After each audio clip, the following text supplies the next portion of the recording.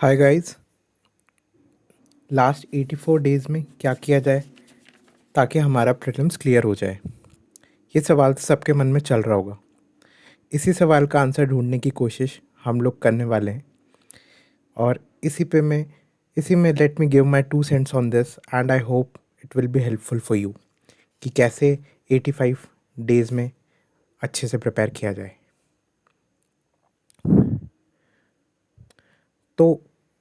तो आखिर किया क्या जाए, क्या एसेंशियल है और हम लोग कैसे अपनी प्रिपरेशन को बेटर कर सकते हैं लास्ट के इन सबसे इम्पॉर्टेंट डेज़ में, क्योंकि आखिरी के जो डेज़ हैं यही सबसे इम्पॉर्टेंट है। शुरू करने से पहले एक कोट देख लेते हैं। ये स्वामी विवेकानंद जी का कोट है और ये काफ़ी इम्पॉर्टेंट रहने वाला है हमारे इस वीडियो के लिए और हमारी आखिरी के 90 डेज़ के लिए, 85 डेज़ के लिए, सॉरी। तो ये ऐसे बोलते हैं कि take up one idea, make that one idea your life, dream of it, think of it, live on that idea. Let the brain, the body, muscles, nerves, every part of your body be full of that idea and just leave every other idea alone. This is the way to success and this is the way spiritual giants are produced. ये ऐसे बोलते हैं कि एक कोई idea ले लो और उसी को अपनी लाइफ बना लो, उसी के बारे में सोचो, उसी के बारे में सपने देखो, उसी आइडिया पे जीना शुरू कर दो और अपनी बॉडी का हर एक part, brain, body, muscles, every part of our body should be dedicated to that idea. इस कोट का यूज़ करेंगे हम प्रिपरेशन में। हमारा आइडिया क्या है? हमारा वन गोल या हमारा आइडिया है प्रीलिम्स क्लियर करना। तो हम भी हमारे जो भी स्ट्रेंथ है सब चीज़ लगा के हम कोशिश करेंगे कि कैसे हम प्रीलिम्स का रिज़ल्ट जो है अच्छा लेके आएँ, जो हम चाहते हैं वैसा लेके आएँ। ठीक है। तो अब प्लान जो है, 85 डेज़ बहुत लंबा टाइम होता है, काफ़ी लंबा टाइम है वो। It can make and break everything. ये या तो हमको सेलेक्ट करा सकता है या बिल्कुल हमारी अगर अच्छी प्रिपरेशन चल रही हो तो ख़राब भी कर सकता है। ये बहुत लंबा टाइम है। It is essentially the only time that matters. और यही एक वो टाइम है जो कि सही में सच में मैटर करता है प्रिपरेशन में। इट इज़ अगर हमने पूरे साल भी नहीं पढ़ा है तो अभी तो पढ़ लेना चाहिए और यही टाइम है जो हमको अच्छे रिजल्ट दे सकता है। अगर इस टाइम पे हमारे पास कोई कंक्रीट प्लान नहीं है तो हम खो जाएंगे। इस टाइम पे प्लान होने की बहुत ज़रूरत है। जैसे कि कोई सोचिए कि कोई पैसिफिक ओशन में एक नाव पे बैठा हुआ कोई व्यक्ति है जो रास्ता खोज रहा है, वो किसी आइलैंड पे जाना चाहता है, लेकिन अगर उसके पास मैप ही नहीं हुआ तो वो जाएगा कहाँ पे? उसको तो कुछ पता भी नहीं पड़ेगा। तो उस समुद्र में, उस पूरे के पूरे समुद्र में जो है हमें रास्ता खोजना है और वो रास्ता खोजने के लिए किसी आइलैंड पे जाने के लिए हमको जो है प्लान चाहिए और उसी प्लान की हम अभी बात करते हैं।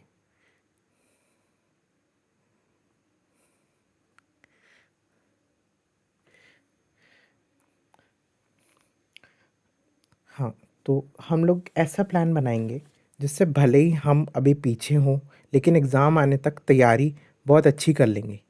अगर ऐसा लगता है कि आता नहीं है तो यही वाला टाइम है करने का और लड़ने का और हार के मुंह से जीत चुरा लेने का। तो हम ऐसी प्रिपरेशन करेंगे। इसमें कुछ पॉइंट्स हम सोच सकते हैं। एक बर्ड्स आई व्यू देख लेते हैं हम ये सब कैसे करना है। जैसे कि जो पूरा का पूरा टास्क है उसको हम मैनेजेबल चंक्स में डिवाइड कर लें, है ना। छोटे छोटे, जैसे रोटी खाते हैं, रोटी बहुत बड़ी होती है लेकिन हम उसका एक एक टुकड़ा करके खाते हैं। एक टुकड़ा खाएंगे, एक टुकड़ा खाएंगे और वो रोटी ख़त्म हो जाती है और हमारा पेट भी भर जाता है। तो हमें जो पूरा सिलेबस है उसको मैनेजेबल चंक्स में डिवाइड कर लेना है और उसी के अकॉर्डिंग हमको काम करना है। ठीक है। हमको पहले से अभी सोच के चलना है कि आखिरी के 15 दिन में हम करेंगे क्या। मतलब कि अगर हमने आखिरी के 15 दिन रहे जब सही में याद करने का टाइम है तो हम क्या करेंगे उसमें, है ना। और उसके पहले के जो हमारे पास 70 डेज़ हैं उसकी हम 10 साइकिल्स बना लें। 10 डिफरेंट साइकिल्स बना लें। एक कि एक साइकिल में हम इतना पढ़ेंगे, दूसरे साइकिल में हम इतना पढ़ेंगे और टेस्ट लगाएंगे, तीसरी में ऐसा करेंगे। वो 70 डेज़ का हम ऐसे यूज़ करें और आखिरी के 15 दिन सिर्फ रिवीजन पे रखें, है ना। और हम कोई अब प्रीलिम्स ऐसा एग्ज़ाम है, कुछ भी कहीं से भी आ रहा है, जैसे हम 2020 देखें तो उसके अंदर एग्रीकल्चर काफ़ी आया था। 2021 का तो बहुत डिफरेंट सा पेपर था। 2022 के अंदर इंटरनेशनल अफेयर्स के रिलेटेड चीज़ें आई थी। 2023 के भी कन्वेंशनल टाइप का पेपर था। तो हम देखें तो हम कोई भी एक सब्जेक्ट को छोड़ नहीं सकते, चाहे वो पॉलिटी हो, इकोनॉमी हो, हम नहीं छोड़ सकते। हमें एटलीस्ट सबके बेसिक्स तो करके जाने ही जाने हैं, ठीक है। फिर बात आती है हमारी स्ट्रेंथ्स एंड वीकनेसेस को आइडेंटिफाई करने की। बिना हम अपने आप को जाने कैसे एग्ज़ाम के लिए प्रिपेयर कर सकते हैं। स्ट्रेंथ एंड वीकनेसेस हमें पता है नहीं, जो भी हमारी वीकनेस है उस पे हम काम करके उसको इम्प्रूव कर लेंगे और ऐसा इम्प्रूव करेंगे कि एटलीस्ट हम क्वेश्चंस को सॉल्व कर पाएँ, ठीक है। फिर पांचवा पार्ट आता है हम कि प्रीवियस ईयर क्वेश्चन। हमें पुराने क्वेश्चंस हमें हमारे लिए एक जो है एक नक्शे की तरह हैं, जो हमें बताते हैं कि आखिर हमें जाना किस तरह है और कैसे जाना है। जो पुराने पुराने सालों में जो क्वेश्चंस पूछे गए वही हमें फ्यूचर का रास्ता भी दिखाएंगे। तो हम पीवाईक्यू बिल्कुल छोड़ के नहीं जाने वाले। हम बेसिक रीडिंग ऑफ बुक्स भी करके जाएंगे कि एटलीस्ट हमको हर चीज़ के बारे में थोड़ा थोड़ा तो पता ही हो, फंक्शनल नॉलेज तो हो। सेक्शनल्स टेस्ट हम लगाएंगे, फुल लेंथ टेस्ट हम लगाएंगे। और फाइनली जो चीज़ मैटर करती है, improving our MCQ skills. It is the most important thing, क्योंकि पेपर ऐसा अभी आ नहीं रहा है, अनकन्वेंशनल आ रहा है पेपर, जिसके अंदर हम बेसिक बुक पढ़ के क्वेश्चंस नहीं कर सकते। हमको आना चाहिए कि जो स्टेटमेंट लिखा है उसको हम सोच पाएँ, एट दैट टाइम हम थोड़ी स्ट्रीट स्मार्टनेस दिखा पाएँ, कुछ गेस वर्क कर पाएँ और सही आंसर तक पहुंच पाएँ। तो ये हमारा प्लान में हो जाएगा। आगे हम चलेंगे कि भाई प्लान तो हो जाता है ना। प्लान्स तो हमको कहीं भी, जैसे किसी भी टॉपर टॉक से मिल जाएंगे, है ना। लेकिन असली मुश्किल आती है उसको एग्जीक्यूट करने में। जैसे हमें पता है पढ़ना है लेकिन मन नहीं कर रहा, तो ऐसे में हम लोग कुछ इन तरीक़ों से एग्ज़ाम प्रिपरेशन को इजी बना सकते हैं, ठीक है। एग्जीक्यूट कैसे करना है, तो जैसे हम देख सकते हैं कि जब हम पढ़ रहे हैं तो हम स्टडी ब्रेक्स लें।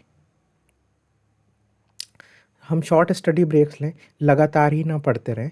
हम एक जैसे जैसे कि मॉडर्न हिस्ट्री में होती है एसटीएस स्ट्रैटेजी। एक बार हम पढ़ें, हम ब्रेक लें, दूसरी बार हम पढ़ें जो है, फिर हम ब्रेक लें, फिर तीसरी बार हम पढ़ें और ब्रेक लें, जिसको कि हम कभी कभी पोमोडोरो भी बोलते हैं। तो ऐसी कोई टेक्निक, स्ट्रगल ट्रूस स्ट्रगल या वॉटेवर, हम ब्रेक्स लेते रहें। ब्रेक्स लेने से हमारे हमारे हमारे ब्रेन की लिमिटेड कैपेसिटी है, हम हमारा अटेंशन स्पैन लिमिटेड है, तो हमको उसी चीज़ का यूज़ करना है। शॉर्ट शॉर्ट टाइम में पढ़ना है और अच्छा रिटेंशन रखना है, ठीक है। दूसरी चीज़ हम कर सकते हैं, स्टडी ग्रुप से रिलेटेड हो जाए। हम जो है हमारे जैसे जो कोई और भी पढ़ने वाले लोग हैं उनसे कनेक्शन बना लें और उनके साथ हम कोऑर्डिनेट करते रहें। कोऑर्डिनेशन मतलब कि मतलब अगर हम रात में 5 मिनट भी बात कर लें कि यार मैंने ये पढ़ा, मैंने ये पढ़ा, है ना। तो उससे भी काफ़ी चीज़ें जो है कोहेरेंटली हो जाती है कि एक एक इन लाइन चीज़ें आने लग जाती हैं। तीसरी चीज़, हम शॉर्ट नोट्स बना सकते हैं। जैसे हमने कोई चीज़ पढ़ी तो उसको हम लिस्ट डाउन कर लें अपने नोटबुक में कि भाई ये हमने पढ़ा, है ना। तो उससे क्या है, मेमोरी में रहता है।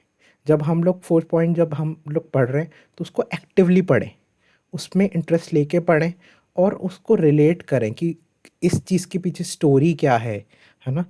इंटरेस्टिंग बनाएं उसको, तो थोड़ा सा एक्टिवली लर्न करें। फिर जब याद कर रहे हैं तो उसको भी एक्टिवली याद करें। सिर्फ रीडिंग काफ़ी नहीं है, रीडिंग काफ़ी नहीं है ना। हमको रीडिंग नहीं, हमको याद भी करना है। और याद इम्पॉर्टेंट एरियाज़ को तो हम याद करें, है ना।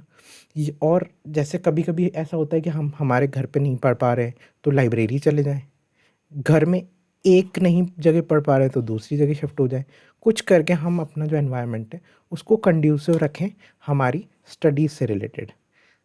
ये तो करना ही पड़ेगा, अगर नहीं कर पा रहे हैं तो एग्जीक्यूशन को सही करने के लिए। अब फिर आते हैं हम, बहुत इंपॉर्टेंट चीज़ है एटीट्यूड।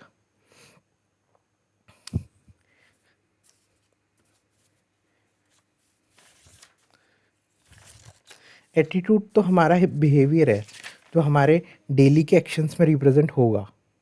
जैसे कि हमें पुरा मतलब कि हमको जो है, जो हम सोचेंगे वही हमारे डेली के एक्शंस में रिफ्लेक्ट होगा, और इसी चीज़ को हमको इम्प्रूव करना है। जैसे कि हो सकता है हमें पुराने अटेम्प्ट्स में सक्सेस नहीं मिली हो, पुराने अटेम्प्ट्स में हम हमारे जो है परफॉर्म ही नहीं कर पाए हों, शायद हमारे 30 नंबर आए हों, 50 मार्क्स आए हों, कुछ ना कुछ मार्क्स आए हों, हमें नहीं पता। लेकिन अब वो टाइम गया, अब चीज़ है, अब अब जो है हमें सोचना ही नहीं है उस बारे में। हमें पुराना नहीं सोचना है, जो बात बीत गई उसका गम रख के भी क्या करना है। हर दिन एक नई शुरुआत करनी है, और किसे पता इस बार के एग्ज़ाम में शायद आप ही टॉप कर जाओ, कैसे पता, हु नोज़। हमें सेकेंडली हमें ऐसी चीज़ रखनी है, anyone who is going to assess me. अगर किसी का होगा तो मेरा होगा, यही से अभी से रखना है ना। पॉजिटिव विजुअलाइजेशन करने, स्पोर्ट्समैन एंड ओलंपियंस करते हैं अपनी परफॉर्मेंस बढ़ाने के लिए, हम भी करें। पॉजिटिव सोचें कि हाँ मैं एग्ज़ाम देने जा रहा हूँ, मैं मेंस लिखने वाला हूँ इस बार, तो प्रिपरेशन हमारी अपने आप ठीक हो जाएगी, है ना। और हमारे जो ड्रीम्स हैं, अगर हमने सोचा है हमें आईएएस बनना है, तो हमें पुश करें एक्सीलेंस की तरफ, हम आगे बढ़ें और इम्प्रूव करें, ठीक है। तो ये चीज़ हमारा एटीट्यूड डिसाइड करेगा। तीसरी बात होती है, हम प्रिपरेशन में जो है अकेला नहीं पढ़ना है। एंजाइटी होती है और प्रिपरेशन बोरिंग है, तो उसमें बहुत बोरिंग लगता है, लेकिन अकेला नहीं पढ़ना है, कनेक्ट करना है, मेरे से कनेक्ट करो, या कोई भी ऐसा व्यक्ति जो आपको फ़ाइट करने में हिम्मत दिलाए, वैसे व्यक्ति के साथ आप कनेक्ट करो। सेम बुक्स बार बार पढ़ना बोरिंग होता है, पढ़ाई के चलते हम लोगों से कट ऑफ कर लेते हैं, बट एटलीस्ट हम इंश्योर करें कि हम इस टाइम को जो है मोनोटोनिसिटी या लेथार्जी में वेस्ट नहीं करेंगे, और ऑप्टिमिज्म बनाए रखेंगे। उन लोगों के साथ कनेक्ट रहेंगे तो हमें हिम्मत दिलाते हैं, हमारी फैमिली हो, हमारे ब्रदर्स हों, सिस्टर्स हों, एनीवन, फ्रेंड्स हों। तो ये सब चीज़ हमारे एटीट्यूड पे आता है। हम अच्छा सोचेंगे तो अच्छे रिजल्ट्स भी आ सकते हैं, ठीक है। Mental and physical health, 85 days बहुत लॉन्ग साइकिल है, थक जाएंगे हम, डेली 12 घंटे नहीं पढ़ सकते। तो हमें अपनी मेंटल एंड फिज़िकल हेल्थ को बहुत ध्यान में रखना है। हमें अच्छा खाना है, फ्रूट्स खा सकते हैं, जो भी अच्छा है हेल्दी खा सकते हैं हम। हमारी स्लीप साइकिल को फिक्स करना है, हमें टाइम पे सोना है, टाइम पे उठना है, और डिसिप्लिन मेंटेन करना है। लाइफ में डिसिप्लिन होगा, पढ़ाई में भी आ जाएगा। एक्सरसाइज करते रहना है, थोड़ी एक्सरसाइज करेंगे, बॉडी दिमाग सब चीज़ एक्टिवेट होती है, अच्छा लगता है, पढ़ाई में भी मन लगता है। And this is what we are going to do. ऐसा नहीं कि घंटों घंटों ही हम एक्सरसाइज करने वाले हैं, कि 4-4 घंटे जिम में बैठे हुए हैं, 2-2 घंटे जिम में बैठे हुए, नहीं। But it can be as less as running for 5 minutes, इतना तो कर ही सकते हैं। 2-4 पुशअप लगा लिए, 2-4 जंप लगा लिया, वॉक कर सकते हैं, 3000-4000 स्टेप्स वॉक कर सकते हैं, ठीक है। अगर मेंटल एंड फिज़िकल हेल्थ अच्छी रहेगी तो हम अपने डेली के टास्क बेटर परफॉर्म कर पाएंगे, और सेल्फ मोटिवेशन रख पाएंगे। और सेल्फ मोटिवेशन ही इम्पॉर्टेंट है। इतना लंबा टाइम वरना कैसे निकालेंगे। हमको चलते रहना है, चलते रहना है, और जो है विक्ट्री की तरफ चल जाना है, कर लेंगे, हो जाएगा, ठीक है। आगे बढ़ने के पहले एक कोट देख लेते हैं। वैसे तो ये नॉर्मल लगने वाली लाइंस है, बट इनका मतलब इस इनमें काफ़ी गहरा मतलब छिपा हुआ है ना। If you know the enemy, एक मिनट,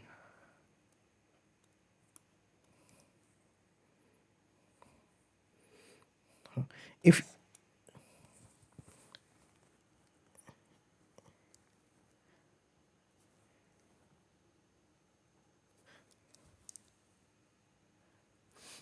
अगर अगर हम लोग अपने एनिमी को जानते हैं, है ना, और हम लोग अपने आप को जानते हैं। रुकिए 1 मिनट।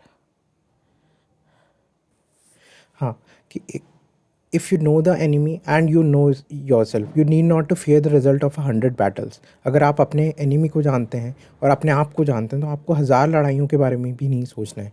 और अगर आप अपने आप को जानते हैं लेकिन एनिमी को नहीं जानते तो हर जीत में आपकी हार है, हर जीत में आपकी हार है। यहाँ पे एनिमी कोई और नहीं, अपना एग्ज़ाम है। और अगर हम ना खुद को जानते हैं ना एनिमी को जानते हैं तो हम तो हार ही जाएंगे हर हाल में। तो ये जो लाइन्स है, गहरी लाइन्स है। हमें अपने एग्ज़ाम जो एनिमी है उसको तो जानना ही है।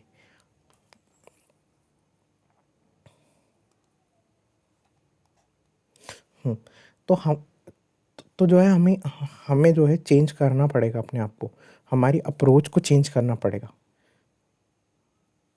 मेरे 1 मिनट, मेरे पेन में प्रॉब्लम आ रही है। हाँ, हमें हमें अपनी अप्रोच को चेंज करना पड़ेगा, है ना, कि as per the needs of the exam, कि एग्ज़ाम क्या मांग रहा है, एग्ज़ाम जो हमारे एनिमी है उसको हराने के लिए हमें क्या चाहिए, है ना।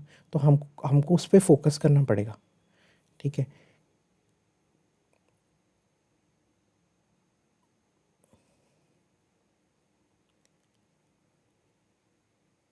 हाँ, और हम एटलीस्ट जो स्ट्रैटेजी है वो करेक्ट स्ट्रैटेजी हम फॉलो करें। मटेरियल जो है हम लिमिटेड रखें, ऐसे भागते हुए से न चल जाए, है ना। जो अप्रोच सही रखनी है ना। और अपने आप को चेंज करना है एग्ज़ाम की नीड्स के अकॉर्डिंग। जैसे उसमें एमसीक्यूज़ आते हैं, है ना, तो वो ऐसे आते हैं कि एकदम नए से आएंगे, न्यू, है ना। तो उस न्यूनेस में ना हमको फिर भी काम रहना है ना। और हमें इतनी प्रैक्टिस करनी नहीं है कि जो है उसके अंदर भी हम अपने अपने आंसर्स करेक्ट कर पाएँ। करेक्ट स्टडी स्ट्रैटेजी रखनी है और मटेरियल लिमिटेड रखना है, बहुत सारा नहीं। शेड्यूल जो है हमें डेली क्या करना है, वीकली क्या करना है, मंथली क्या करना है, हमको पता हो शेड्यूल। हम ये नहीं कि कुछ भी कर रहे हैं कि आज मेरा मन किया तो ये पढ़ लिया, आज मन नहीं करा तो नहीं पढ़ रहा। 10 दिन पढ़ लिया फिर मैंने छुट्टी ले ली 4-5 दिन, ऐसे नहीं। हमें रिवीजन करते हुए चलना है, रिवीजन भी करते हुए चलना है ना। अभी हम इस पे आगे बात करेंगे। और हमें टेस्ट कितने देने हैं, कौन से सेक्शनल देने हैं, है ना, वो सब हम इस जो है हमारे ये है हमारा एग्ज़ाम के बारे में जानना। हम अब एग्ज़ाम के बारे में जाने, एनिमी के बारे में जाने तो हमारा डेफ़िनेटली इम्प्रूव होगा, ठीक है। अब आता है रिवीजन। रिवीजन सबसे इम्पॉर्टेंट चीज़ है, प्रीलिम्स हो या मेंस हो हमारे यूपीएससी में, क्योंकि इतना सब कुछ है पढ़ने को, इतना वास्ट चीज़ है। लेकिन इसीलिए रिवीजन ज़रूरी हो जाता है ना। तो रिवीजन हमें ऐसे करना है कि हम डेली भी सोएं। अगर अगर सोने से पहले बिफोर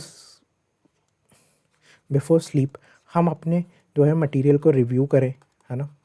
कुछ नहीं, एक ब्लैंक पेज लें, आंखें बंद करें और उस पे लिख दें कि भाई मैंने क्या क्या पढ़ा था, ये पढ़ा था, ये पढ़ा था, ये पढ़ा था। अच्छा, कौन कौन से फैक्ट्स मुझे याद है ना। फिर सुबह उठे, है ना, मॉर्निंग में। तो मॉर्निंग में वापस ब्रश करते हुए हमने रिव्यू कर लिया। तो ये चीज़ हम डेली वाला कर ले, वीकली वाला कर ले, है ना। वीकली भी हम रिवाइज़ कर लें कि हम क्या पढ़ेंगे, है ना। हमने वीकली जो पिछले वीक में जो पढ़ा है उसको हम टेस्ट ले लें। रिवीजन स्ट्रेस के थ्रू भी हो सकते हैं।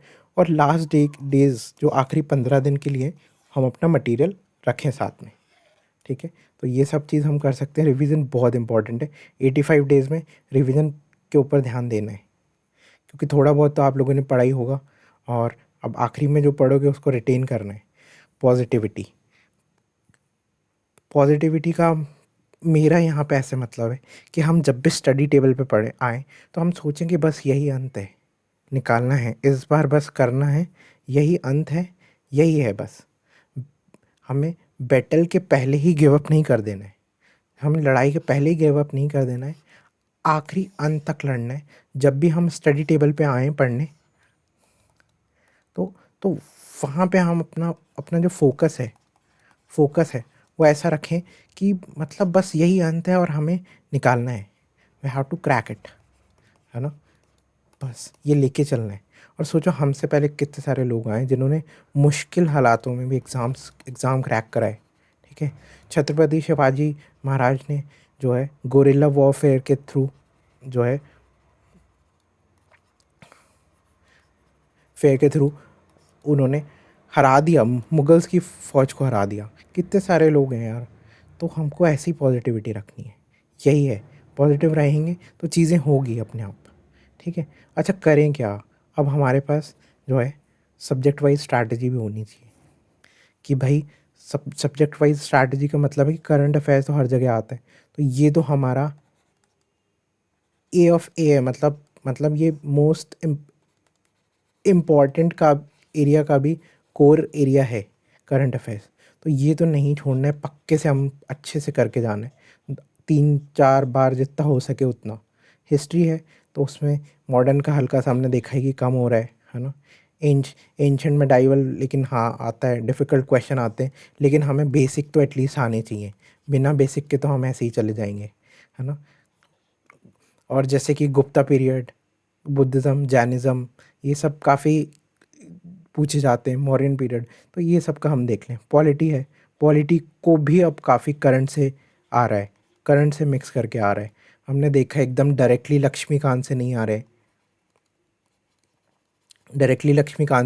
रहे, है ना? और करंट अफेयर्स के साथ आ रहे हैं, तो हमें उस हिसाब से भी प्रैक्टिस करनी है।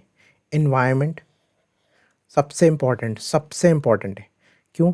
क्योंकि सिविल्स और फॉरेस्ट का एक साथ होता है एग्ज़ाम, तो एनवायरनमेंट का बहुत ज़्यादा इम्पोर्टेंस हो जाता है, ठीक है? ज्योग्राफी एंड एग्रीकल्चर, हाँ इससे भी काफ़ी पूछे जाते हैं।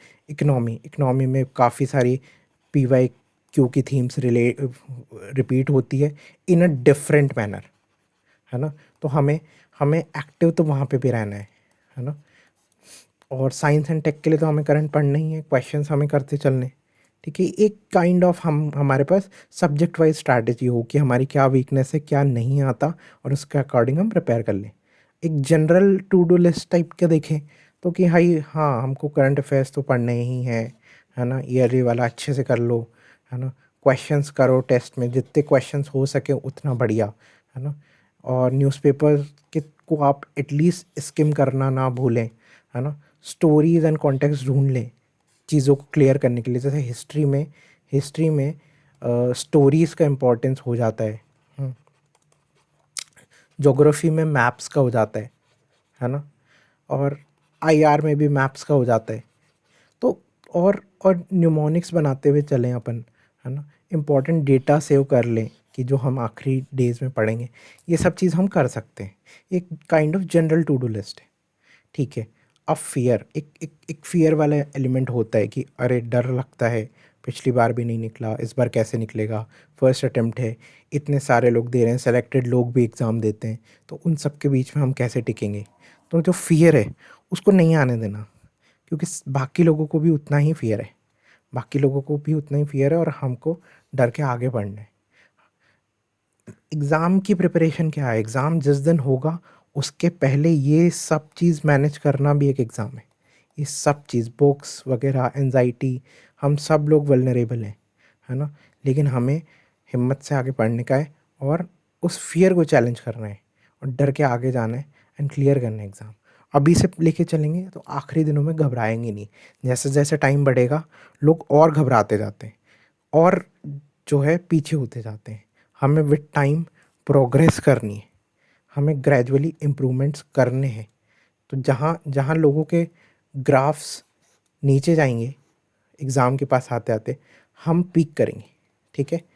हम अच्छा करेंगे और फियर को ऊपर नहीं आने देना, ठीक है? एक डर ये भी रहता है कि टाइम तो कम है, अब क्या करें? टाइम तो बहुत ही कम है, करने को इतना सारा है, बैकलॉग पड़ी हुई है, मैनेज नहीं हो रहा है, कुछ नहीं हो रहा है, टाइम एक दिन तो ऐसे ही निकल जाता है, कुछ भी अचीव नहीं होता है। तो हमको क्या करना है? हमें हमारे डिस्ट्रैक्शंस को कम करना है, ठीक है? इंटरनेट का लिमिटेड यूज़ करना है, ठीक है? हमारा फोकस पे करना है और विद टाइम हैबिट्स बन जाती है ना? ये कोट बड़ा ही इंपॉर्टेंट है। ये लेनिन का कोट है, और ये कहता है कि जो है ये कहता है कि there are decades when nothing happens and there are weeks when decades happen. ये इतना प्यारा कोट है। ये रशियन रेवोल्यूशन में इसने इस मतलब ये एक बहुत ही जैसे नहीं होता है कि बहुत ही एंग्री मैन टाइप का व्यक्ति था और इसको बस यही था कि कैसे न कैसे मज़दूरों की सरकार लेके आनी है। तो ही एक्चुअली मतलब इस कोट को उसने ऐसे ही लिख दिया था। बट ये चीज़ सही हो गई जब रशियन रेवोल्यूशन हुआ। तो क्या करें जब टाइम इज़ लेस। तो बस वही है कि कभी कभी 10-10 साल ऐसे निकल जाते हैं जहाँ कुछ नहीं होता, और कभी कभी वीक्स ऐसे निकलते हैं जिसमें 10 साल के बराबर की प्रोग्रेस होती है। तो हमको अपने आप को ऐसे रखना है, डिस्ट्रैक्शन कम करना है, डिसिप्लिन बनाना है, फोकस में रखना है और परसीव करना है, इसमें करते रहना है, अटेम्प्ट करते रहना है। एग्ज़ाम को नहीं एग्ज़ाम का अटेम्प्ट नहीं, अब मतलब अटेम्प्ट करते रहना है पढ़ने का। ठीक है, तो जो है ये वाला कोट हो सकता है सही हो जाए हम लोगों के लिए भी, है ना, कि there are decades when nothing happens and there are weeks where decades happen. ठीक है, तो हमें ऐसे करना है। ओके, अब एक और आखिरी बात कि कोई भी मटेरियल जो है ना वो परफेक्ट नहीं है। हम लोग ढूंढते रहते हैं, बहुत बहुत प्रॉब्लम हो जाती है आखिरी टाइम पे। इतना सारा मटेरियल डंप होता रहता है, इतना सारा मटेरियल आता रहता है ना। तो कोई मटेरियल कंप्लीट नहीं होता इन एनी सेंस, और कोई मटेरियल एक्सेप्शनल भी नहीं होता। कोई कोचिंग बेस्ट नहीं है, कोई लाइब्रेरी परफेक्ट नहीं है, और कोई डे एब्सोल्यूट नहीं है, और no number of hours are enough. We all face hurdles, we all have issues, we all have breakups. Everyone is equally vulnerable. No one is exceptional. तो हमको ना एक्सेप्शनल को चेंज नहीं करना है, ब्रिलियंट को चेंज नहीं करना है, परफेक्ट को नहीं करना है।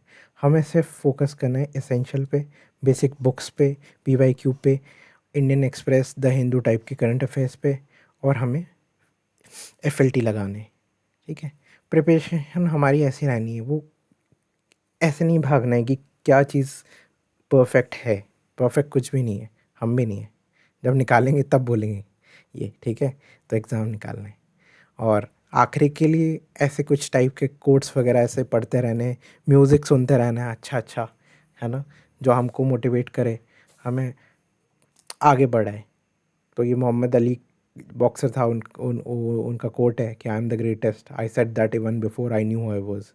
तो बस, अगर सुन रहे हो आप लोग और आपको अच्छा लगा हो, है ना, ये वीडियो, तो आप फ्रेंड्स के साथ शेयर कर देना। और भी बेटर क्वालिटी का कंटेंट मैं लेके आता रहूँगा, और साथ में मचाएंगे, एग्ज़ाम क्लियर करेंगे। ठीक है, ठीक है, तो कमेंट में कुछ कुछ बताना अच्छा लगे तो, और बहुत बढ़िया से प्रिपेयर करेंगे। और घबराना नहीं है, मैं आप लोगों के साथ ही हूँ। बहुत अच्छा प्रिपेयर करेंगे, जहाँ भी दिक्कत आएगी साथ साथ में चलेंगे, आगे बढ़ेंगे, एग्ज़ाम क्लियर करेंगे। ठीक है, ठीक है फ्रेंड्स, थैंक यू।